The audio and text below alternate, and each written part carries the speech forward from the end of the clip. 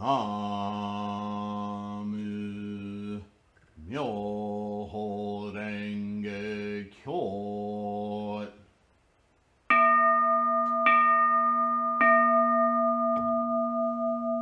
Namu Myoho Renge Kyo.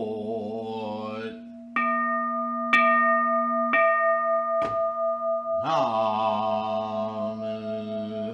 Myoho Renge Kyo.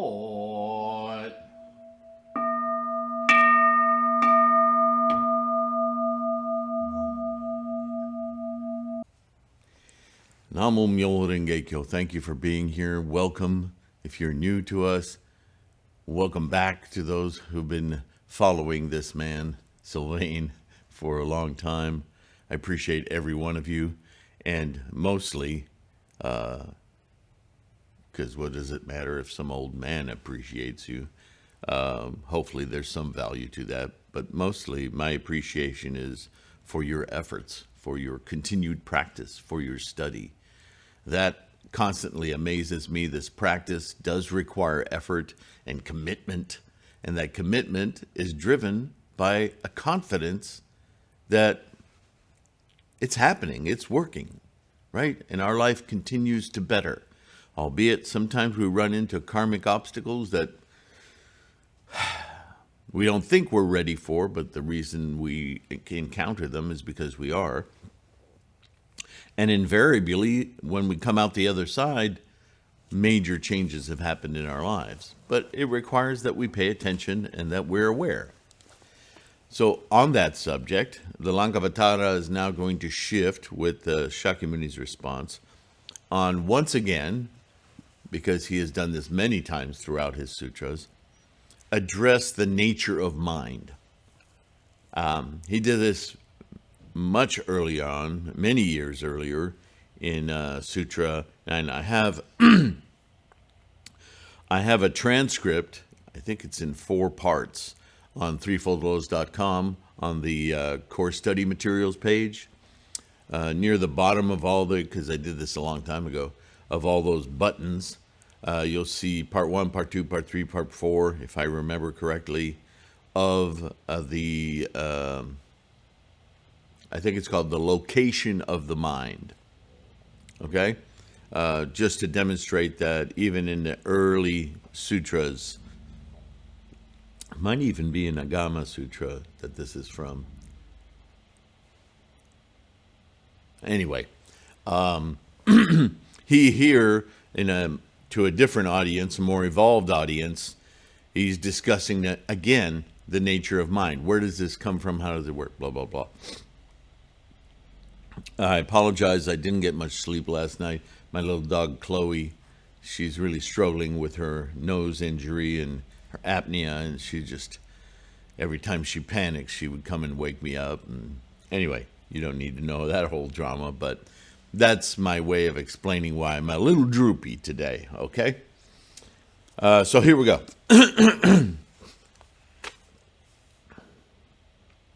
At that time, the emancipated one recited the following verses. So I'm not going to try to sing this. My singing voice is not that appealing.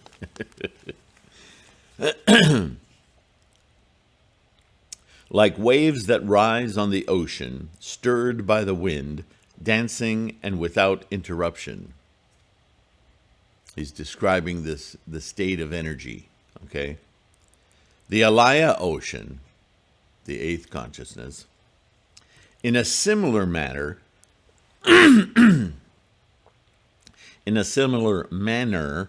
is constantly stirred by the winds of objectivity. Objectivity being here, this word is being used in a slightly different way. In our modern world, in the West, we use objectivity as a point of reference, the self-observing objects, which is what Buddhism also traces. But in this interpretation of objectivity, Suzuki is trying to label that function, that which observes, not the mechanism of observation. It's kind of slippery, right, both ways. So the winds of objectivity are the causes, the actions that we take. And we know when we apply action or work to energy, we create karma, right? So in that sense, the Alaya ocean is similar manner and is constantly stirred by the winds of objectivity and is seen dancing about with the Vijnanas, which are the waves of multiplicity. So the Vijnanas, the consciousnesses, right? They're constantly observing via our freight train of karma, stirring that karma and influencing it, adding to it, mollifying it, so on and so forth. We already know this. Dark blue, red, and other colors with salt, conch shell, milk, honey, fragrance of fruits and flowers, and rays of sunlight. They are neither different nor not different. The relation is like that between the ocean and its waves. These are all just manifestations of different aspects, different potentials of this same energetic freight train, right? Moment to moment. The momentum of our karma and karma in general. So are the 7 Vijnanas joined with the Sita, or mind. So the 7 consciousnesses join in the Lankavatara into the 8th consciousness, which is still correct to us, Lotus Sutra, with the 9th consciousness, in that there's a causal relationship, a loop there of contemporaneous karma creation and mollification, integrating with that great freight train, that momentum that is I. Yeah? I apologize.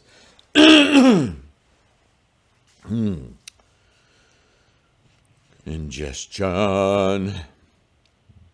The Sita, the Manas, and Vijnanas are discriminated as regards their form, but in substance, the 8 are not to be separated from one another, for there is neither qualified nor qualifying.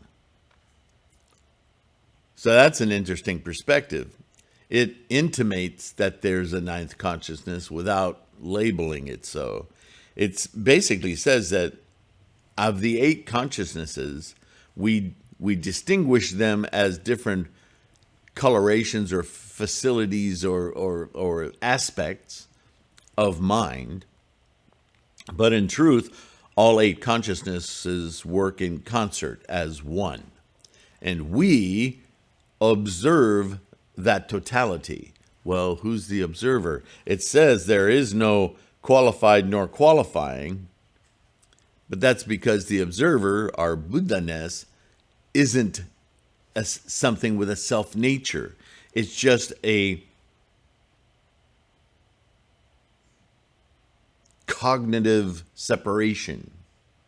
It's an experience free of cause and effect. It's simply a witness. And that occurs in the mind, not in the universe. What the mind perceives is the activity that generates the universe. But that generative, that formation, there's no Buddha formation. It's just a state of energy. And with our minds, we can see what it produces. We can see it at work, so to speak. But it isn't in itself something. It is a perceptive shift. Follow? It's easy to get confused there, so ask questions if you're not sure. As there is no distinction between the ocean and its waves, so in the Sita there is no evolution of the Vijnanas. Because they're just witnesses. Karma is accumulated by the Sita, reflected upon by the Manas, and recognized by the Mano Vijnana. and the visible world is discriminated by the 5 Vijnanas, the skandhas, yeah? That's our tool in samsara of identification. It's not a real thing. It's a tool that we use to make things real.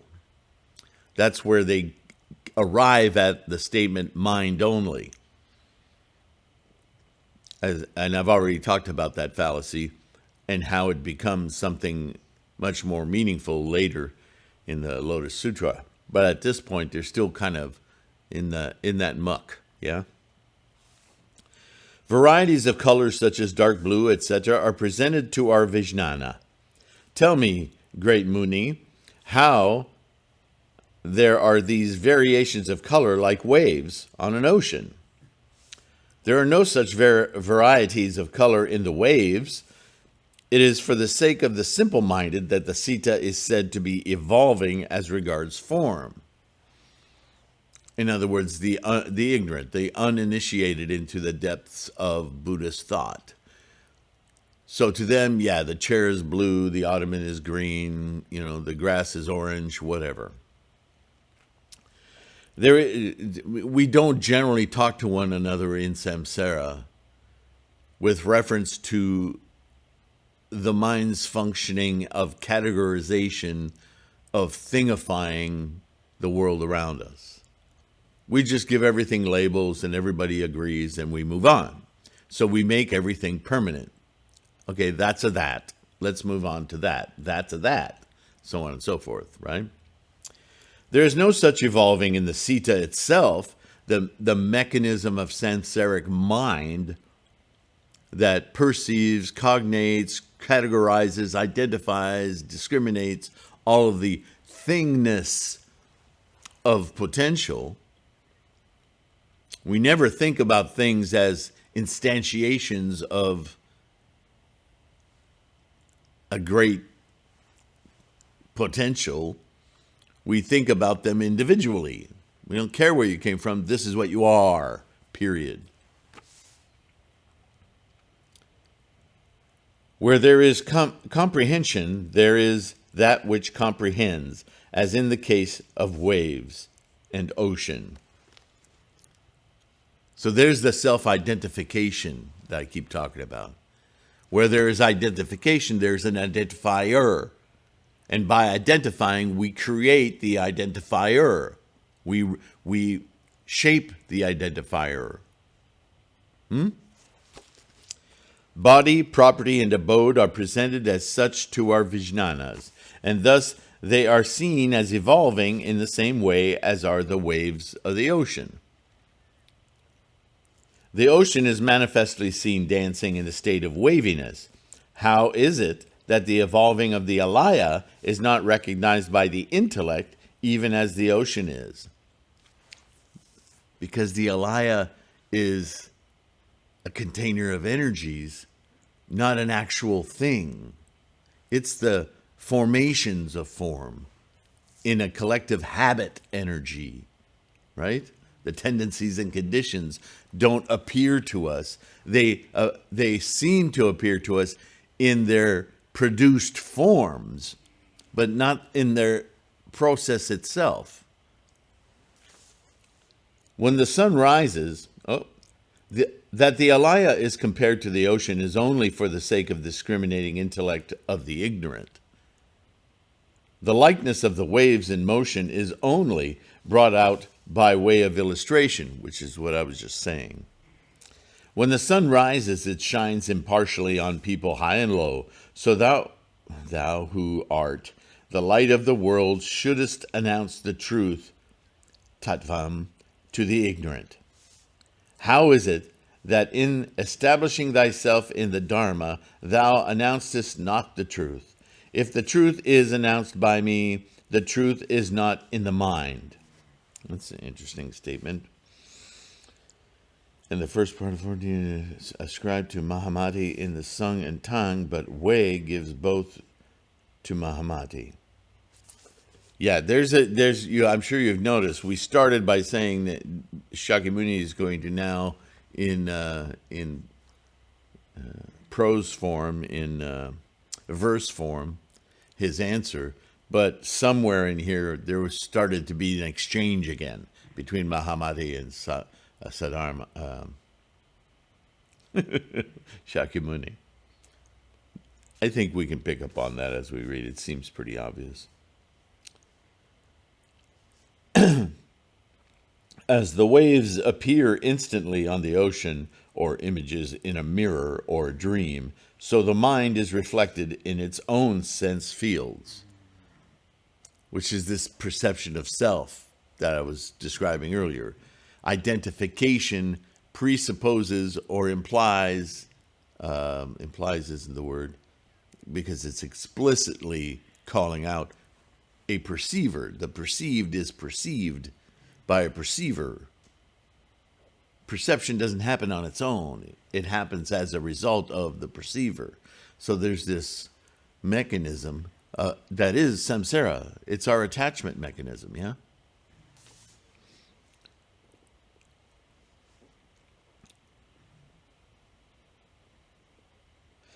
Owing to a deficiency in the conditions, the evolution of the vijnanas takes place by degrees.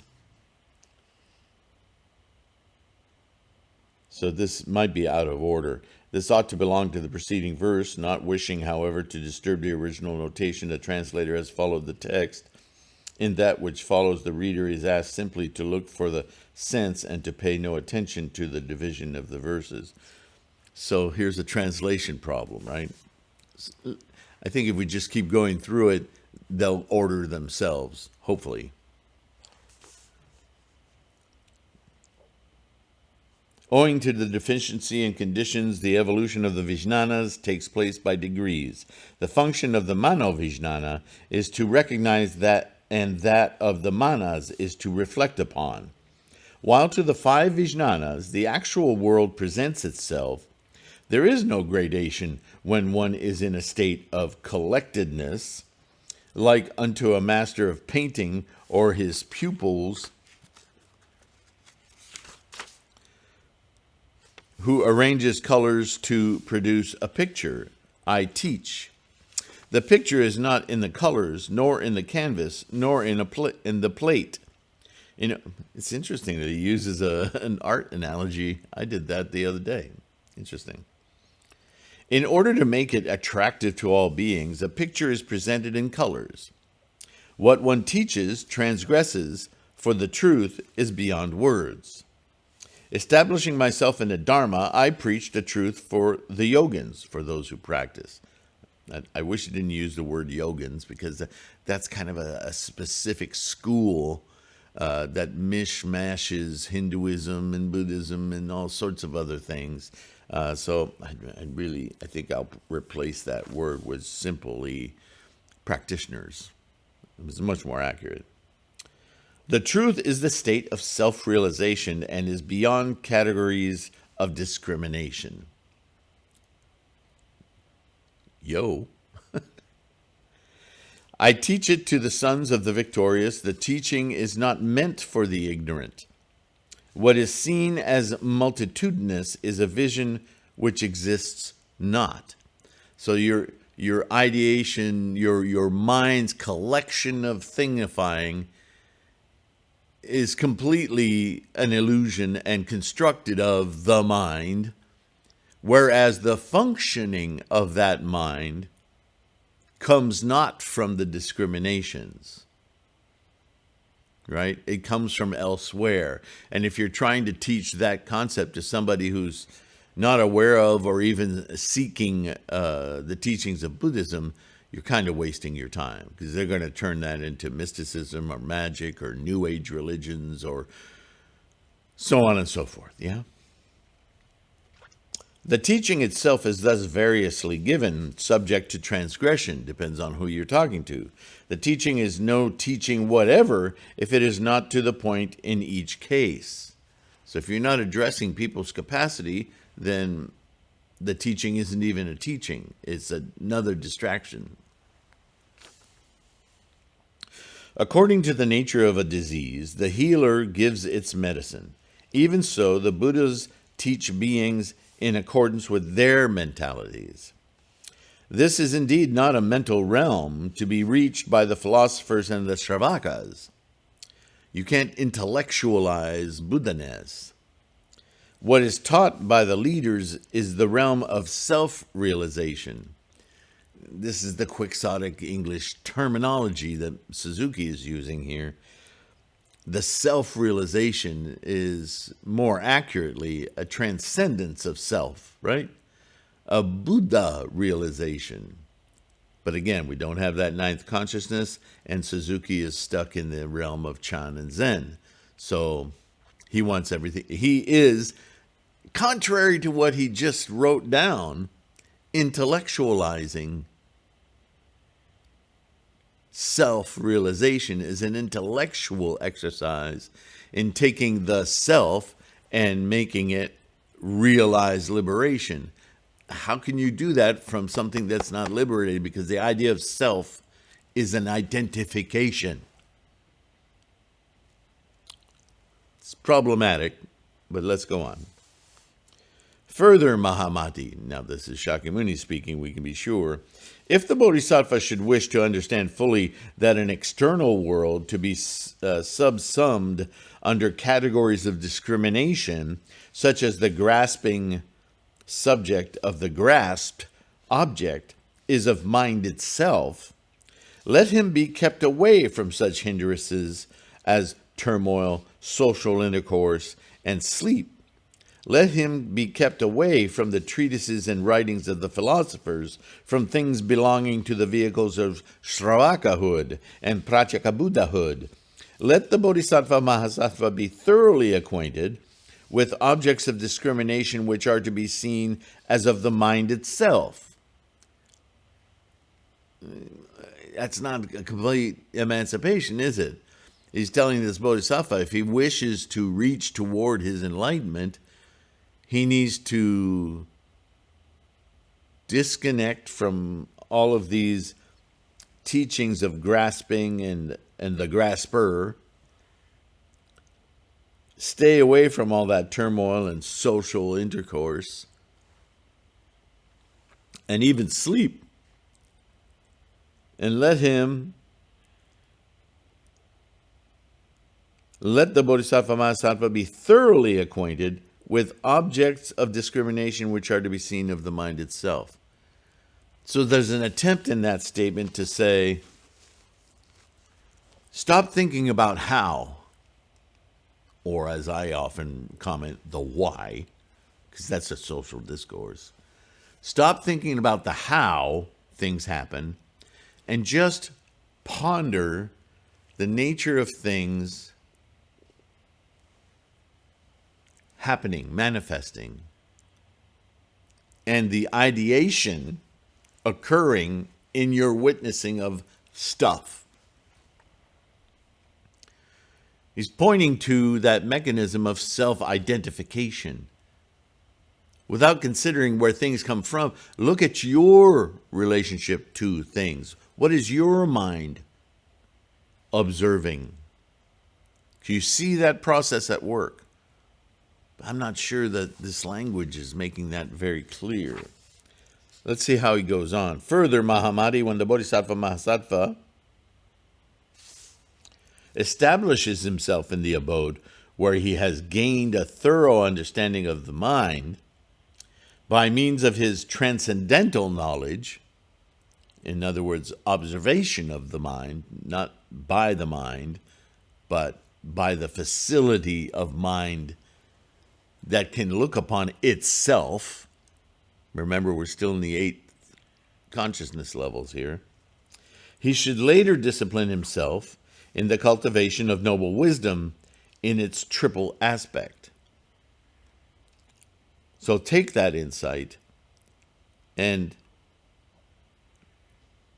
try to envision or understand it within the context of time. What are the 3 aspects of noble wisdom? Mahamati, in which he has to discipline himself later. They are 1, imagelessness, because the perceiver is perceiving an image that is constructed. Therefore, the reality of that image is that it doesn't exist. It's a contrivance. It's a constructed reality. 2, the power added by all the Buddhas by reason of their original vows. So that's a hyperbolic way, a personification way of identifying some force, some thing, some non-thing, some energy that pre-exists that whole gamesmanship of identifying an identifier, and the self-realization attained by noble wisdom, by prajna, by realizing that one is a witness and that everything one is witnessing is, and here's the slippery part, here it's going to say created by mind only, but that's a samsaric point of view. What is Buddhahood transcends that as well, because that too is a construction, right, of the karmic freight train. We need to get outside of that to truly understand the full nature of all phenomena. We're not quite there yet. Having mastered them, the yogin, the practitioner, should abandon his knowledge of mind gained by means of transcendental wisdom. So now we're abandoning the prajna, which still resembles a lame donkey. As I was saying, it's still constructed. And entering upon the 8th stage of bodhisattvahood, he should further discipline himself in the 3 aspects of noble wisdom. So now that you've identified that your identity is just some made-up provisional perceptive filter from which you perceive the drama of samsara, now ask yourself where that comes from. From whence is that? Then again, Mahamati, the aspect of imagelessness comes forth when all things belonging to the Shravakas and Pratyeka Buddhas and philosophers are thoroughly mastered. I see where those teachings, those practices are stuck, where they're no longer penetrating. Again, Mahamati, as to the power added, it comes from the original vows made by all the Buddhas. What is that original vow made by all the Buddhas? Isn't that what we define in the Myoho Renge Kyo? That instigative agitation of quiescent energy, that spark. One of innumerable sparks, but a particular spark that ended up to this point being our experience is just the nature of sparkness. It's not putting a value on that particular spark. It's not saying, that spark, that's Buddha. No. The interactions of the waves of the ocean, which are the ocean, when one wave encounters a big enough rock, say, or wind or branch or whatever, that it shapes that wave distinctively, that wave isn't the progenitor, nor is the rock that it hits.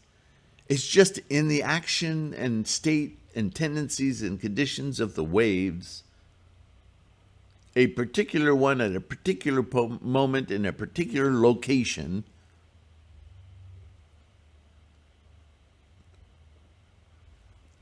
behaves, acts, is transformed, and what comes after it is precipitated from that moment. But the potential for that moment is in all waves, in all the ocean. And that potential is what we envision, witness in Buddhahood. That may be a good mental way of perceiving Buddhahood, is that it isn't in the phenomenal world that we experience. It's in our understanding that the phenomenal world that we all experience is but an expression of potential. that there are innumerable expressions of potential. And the very mechanism that provides for that to occur is Buddhahood. It's not the process. It's not what makes the process happen. It's the potential of potentials. Words get really screwed up here. It's that energy,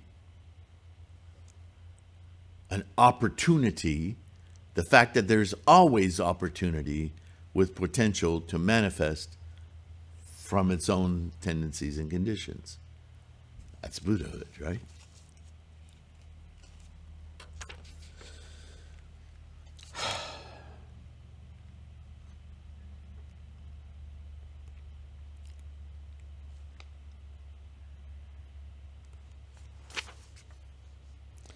What are the three aspects of noble wisdom? Okay, we read that. Then again, Mahamati, the aspect of imagelessness comes forth when all things belonging to the Shravakas, Prataka Buddhas, and philosophers are thoroughly mastered. Again, Mahamati, as to the power, it comes from the vows made by all the Buddhas, the very potential for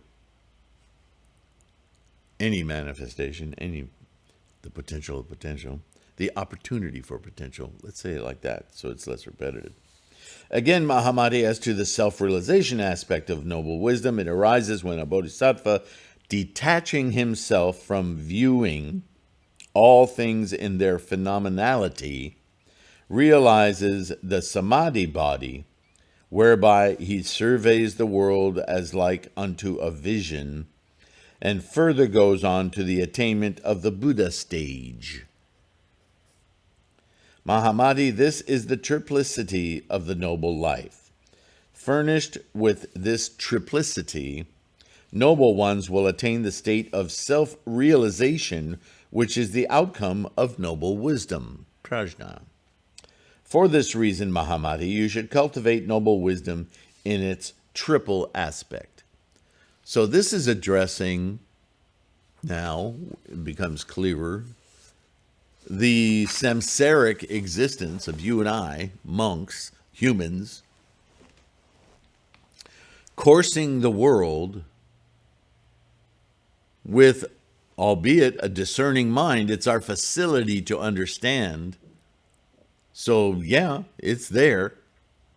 But we hone our discrimination to, on the one hand, understand that everything we're witnessing as a thing, as a real samsaric thing, is an illusion. It's the froth on top of the water, or on top of the beer, if you will, right? It's not, well, in the case of the froth on a beer, that has a... Anyway, you understand, there's a separation between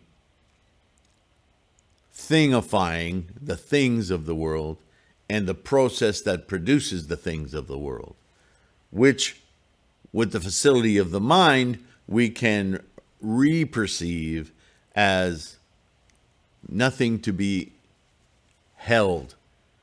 It's it's empty, right? Mentally, it's empty. It's a process happening moment to moment. There's really nothing there to belong with, to identify with, right? To hold or lose. So that's the first step. The second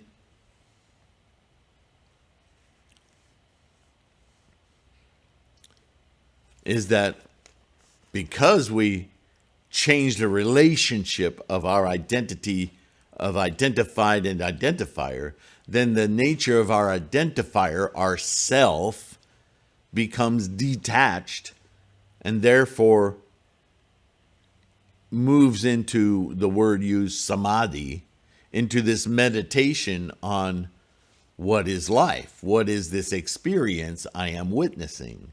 That's the samadhi body. Oh, there's a big aha moment there. And then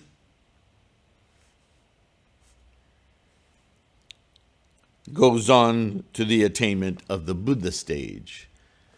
which in the Lankavatara is a realization that to be a witness is the function of bodhisattva in the world.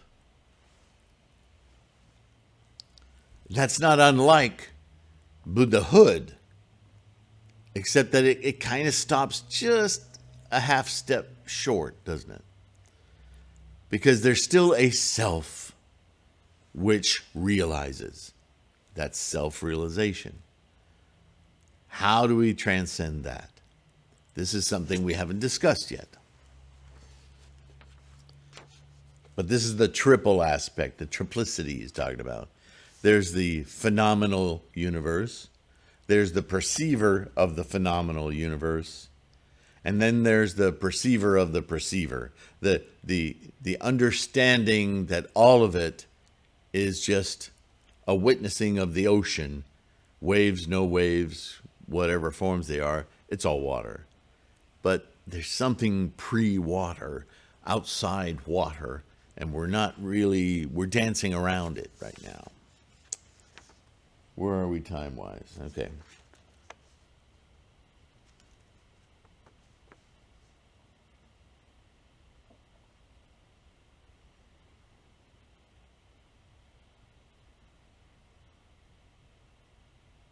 All right. I thought whether I should start. Let's go a little further.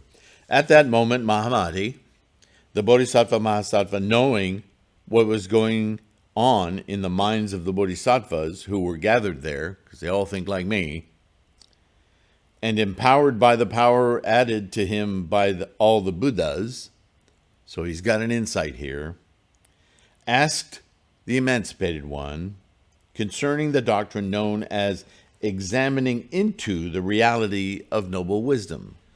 Okay, that didn't set completely right with him.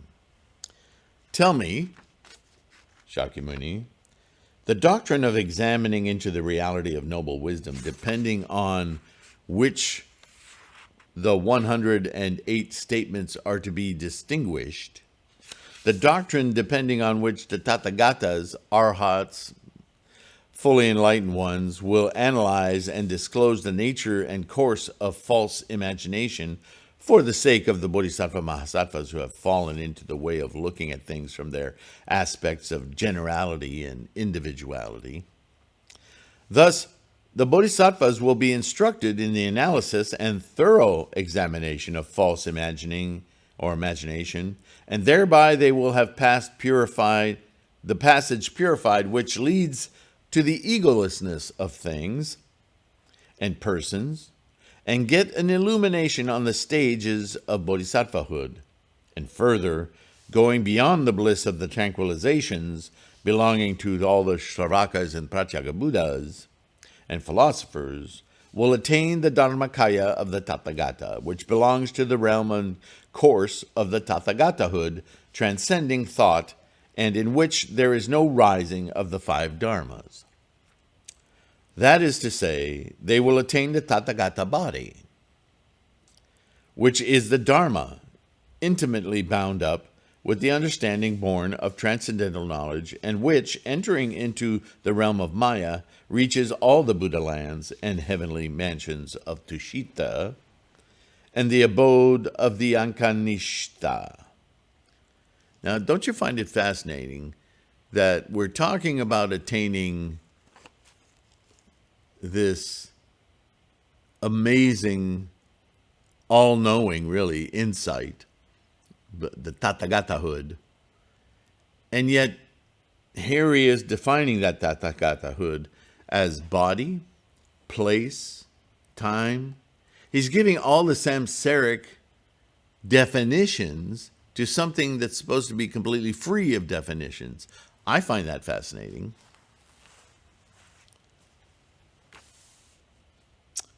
So, Shakyamuni answers, or the emancipated one answers, Mahamati, there are some philosophers who are addicted to negativism, according to whose philosophical view the non-existence of the hare's horns is ascertained by means of discerning intellect, which affirms that the self-nature of things ceases to exist with the destruction of their causes, and they say that all things are non-existent just as the hare's horns.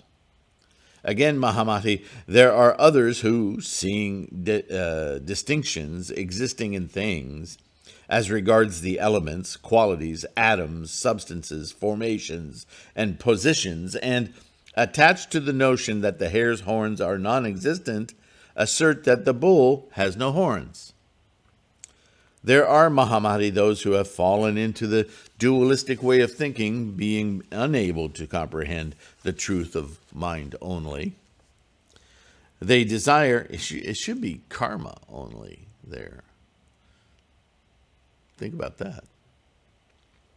They desire to discriminate a world which is of mind itself, as though mind is a substance. That's another fallacy, right? Mahamati, body, property, and abode have their existence only when measured in discrimination. When you discriminate, when you thingify, you create those qualities. But those qualities are illusions upon illusions. They're not real. The hare's horns neither are nor are not. No discrimination is to be made about them. They're simply empty. So it is, Mahamati, with all things, of which neither being nor non-being can be predicated. Have no discrimination about them. Stop discriminating things. Now you're discriminating Tathagatahood. What are you doing? Again, Mahamati, those who have gone beyond being and non-being no more cherish the thought that the hare has no horns, for they never think that the hare has no horns because of mutual reference, nor do they think that the bull has no horns because no ultimate substance is to be obtained. However minutely the analysis of the horns may go on, even to the subtlest particle known as an atom. Well, we know even smaller particles now, right? That is, the state in which noble wisdom is realized is beyond being and not being. When you achieve this Tathagata wisdom, you're operating, you're perceiving, you're witnessing formation, not form. There is no form because form is the activity of the mind. But with that same mind, that faculty, we can perceive beyond the identifications of existence. We can see the fundamental energy that becomes mind along with everything else. It's a hard border to cross, right? Certainly language fails there.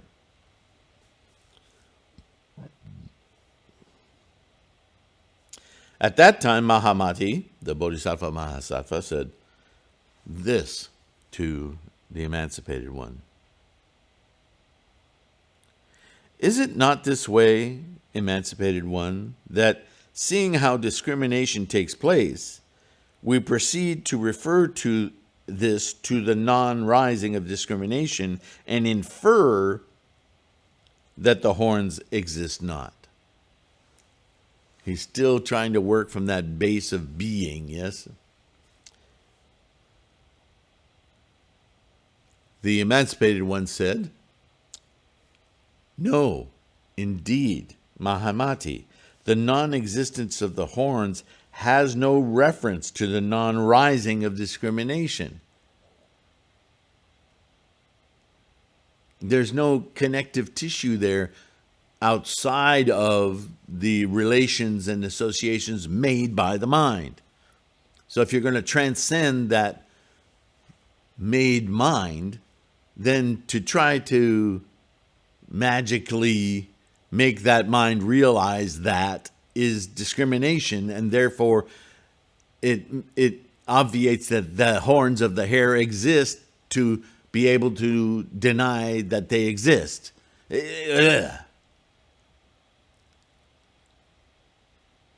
It if you're going to go beyond that to non-discrimination awareness, then the issue of the hare's horns is irrelevant completely.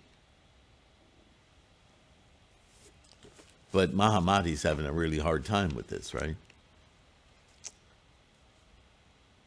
Why is it not so? Because there is discrimination owing to the idea of the horns. Indeed, depending upon the idea of the horns, Mahamati, discrimination takes place. And because of this dependence of discrimination upon the idea of the horns, Mahamati, and because of this relationship of dependence, and apart from the anyananya, literally different and non-different, relationship, one talks of the non-existence of the hare's horns, surely not because of the reference to the horns of the bull.